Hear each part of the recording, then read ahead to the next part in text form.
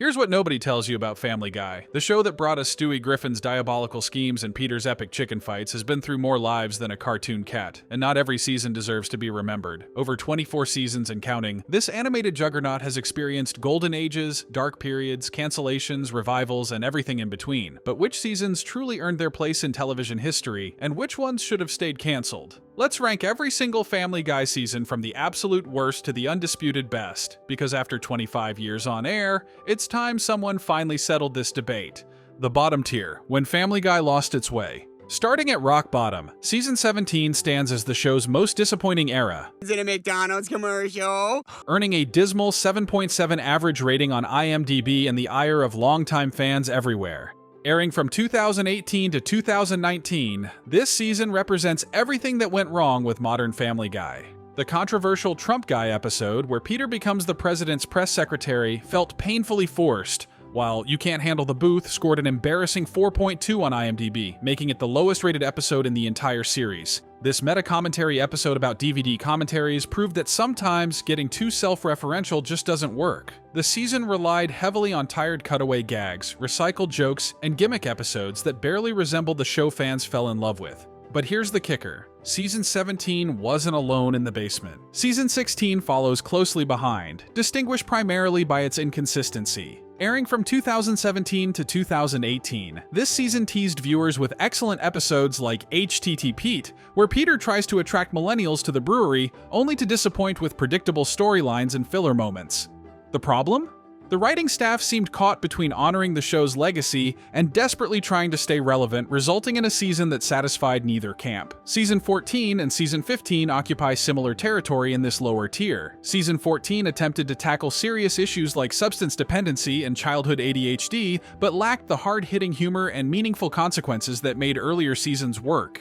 You wired? Well, if you're low energy and lethargic, yes. Meanwhile, Season 15 continued the trend of breaking the fourth wall excessively, transforming what was once a bold, animated sitcom into a meta-humor show, making basic political commentary instead of showcasing the idiotic behaviors of the Quahog community. The decline era, Seasons 10 to 13. Now we're entering controversial territory. Season 12, airing from 2013 to 2014, marks the beginning of what many consider Family Guy's dark age. And for good reason.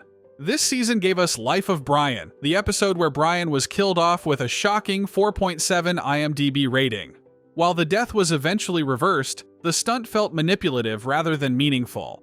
Add in Herpy, the Love Sore, where Stewie gets herpes from Brian, a genuinely mean-spirited episode that frustrated even the most loyal fans, and you have a season that demonstrated the show's growing identity crisis. Mom, is Brian gonna be okay? I don't know, Meg. Season 12 also coincided with Seth MacFarlane's complete departure from day-to-day writing duties, a change that would permanently alter the show's DNA. But wait, Season 12 has defenders. Some fans appreciate episodes like Roads to Vegas and Grim Job, proving that even in decline, Family Guy could produce occasional gems.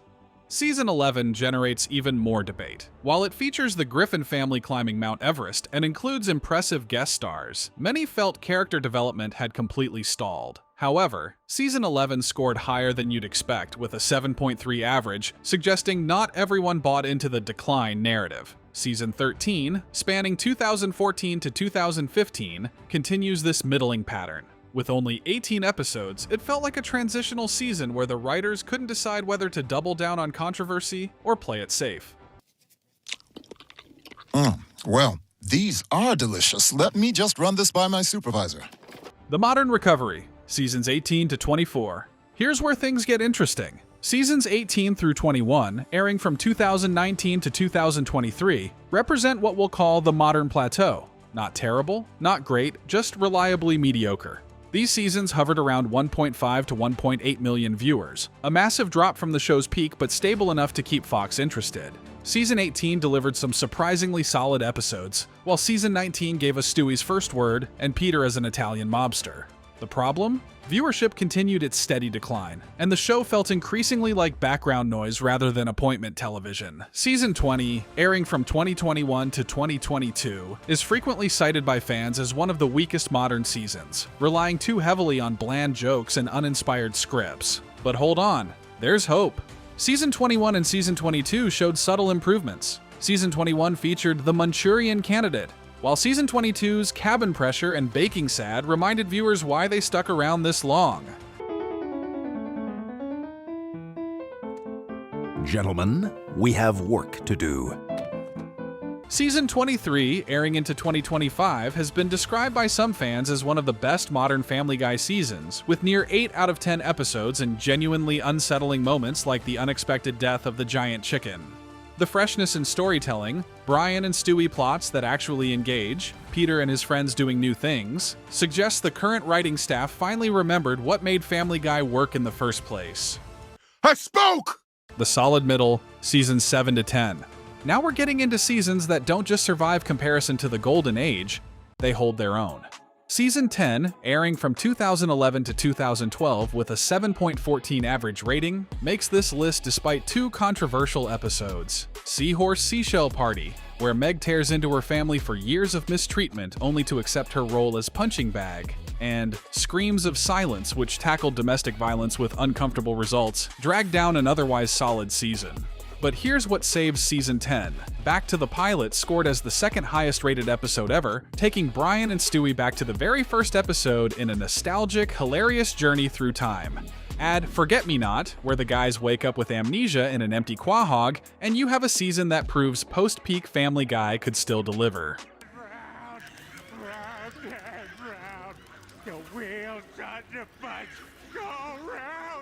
Season 9, spanning 2010 to 2011 with a 7.28 average, brought us And Then There Were Fewer, the Agatha Christie-inspired murder mystery that killed off Diane Simmons and became one of the highest-rated episodes in series history.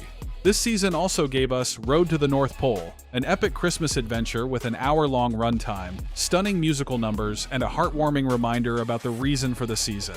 Season 8, airing from 2009 to 2010 with a 7.31 average, delivered the crown jewel, Road to the Multiverse, the only Family Guy episode to achieve a 9.0 IMDb rating. Watching Stewie and Brian hop through alternate realities with different animation styles, from Disney style to political cartoons, represents the show at its most creative and ambitious. Season 7, running from 2008 to 2009 with a 7.42 average, continued this strong streak with Road to Germany, Will cold, flu, and AIDS.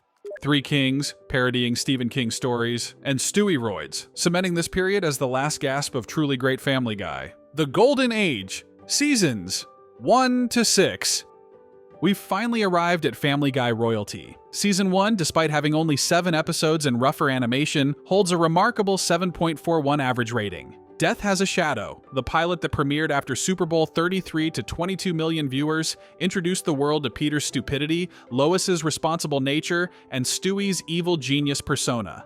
I Never Met the Dead Man gave us the satellite dish accident that killed Peter's beloved television, forcing him to spend time with his family. These early episodes established character archetypes and the show's signature blend of crass but clever jokes that would define comedy for a generation. Yeah, guess that's it. Well, you probably want me to get out of your hair, so here's the Drano in case there's a clog.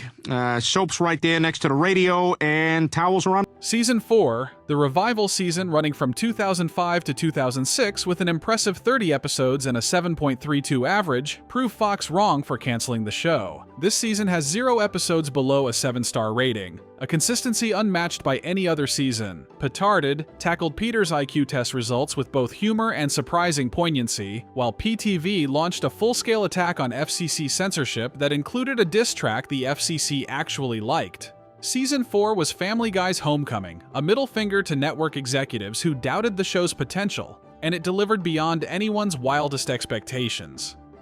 I'm not going to call the hospital because you won't learn anything if I do. Season 7's strong showing, and Season 3's 7.53 average deserve recognition. Season 3, airing from 2001 to 2003, fought for its life during its original run, ultimately losing the battle as Fox canceled the show after this season's conclusion. But what a way to go out. To Love and Die and Dixie sent the Griffins into witness protection in the South. Mission Impossible introduced Stewie's diabolical rival Bertram, and When You Wish Upon a Weinstein, temporarily banned, pushed boundaries that needed pushing. This season showed the Griffin family at their eccentric best, delivering adult humor with heart, making its cancellation one of television's greatest injustices. The elite tier, seasons 2, 5, and 6. The top 3 spots come down to seasons that define what Family Guy could be at its absolute peak. Season 2, running from 1999 to 2000 with a 7.56 average, revealed the show's darkly humorous potential. 21 episodes showcased the series hitting its stride with Road to Rhode Island inventing the beloved Road 2 format, Death is a Bitch introducing the Death character, and Da Boom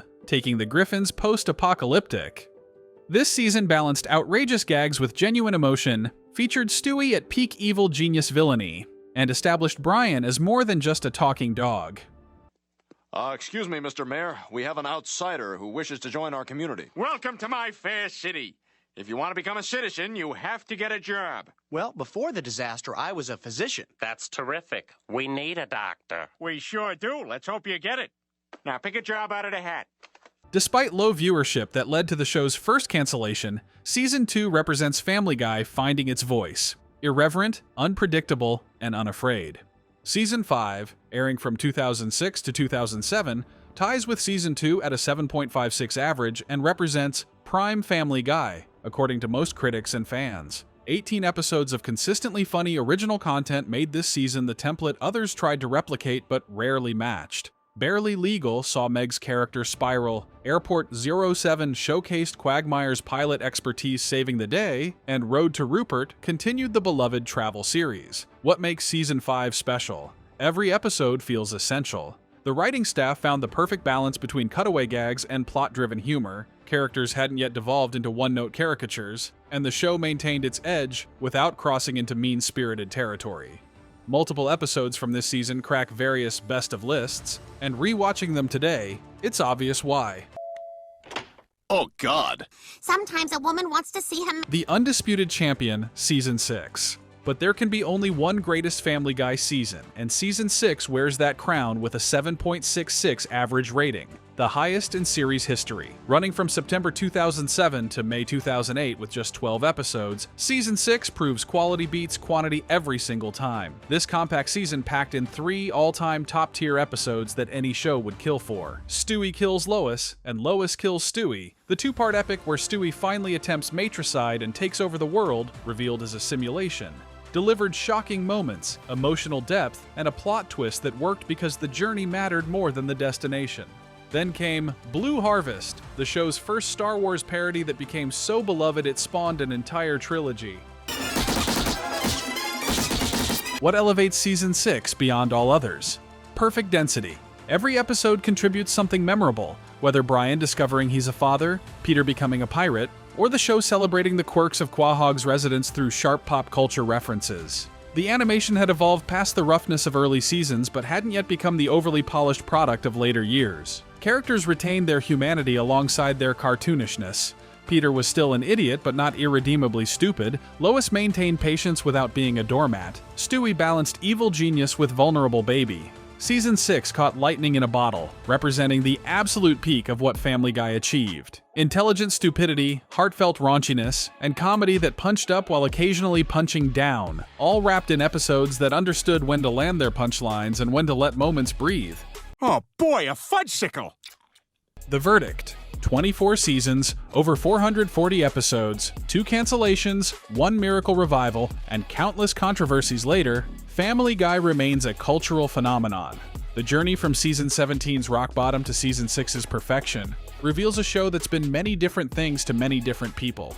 The golden age of Seasons 1 through 6 established the template. Seasons 4 through 7 proved the show could survive death itself. The decline of Seasons 10 through 12 showed what happens when key creative voices leave, and the modern era demonstrates both the challenges of staying relevant and the possibility of rediscovering what worked, whether you're a purist who thinks the show died after Season 7, a loyalist who finds something to love in every season, or a casual viewer who just wants to laugh at Peter fighting a chicken. This ranking proves one thing: Family Guy at its best changed television comedy forever, and even Family Guy at its worst generated more discussion than most shows at their peak. From worst to best, every season contributed to a legacy that, for better or worse, will endure as long as someone somewhere finds cutaway gags funny. And honestly, that's freaking sweet.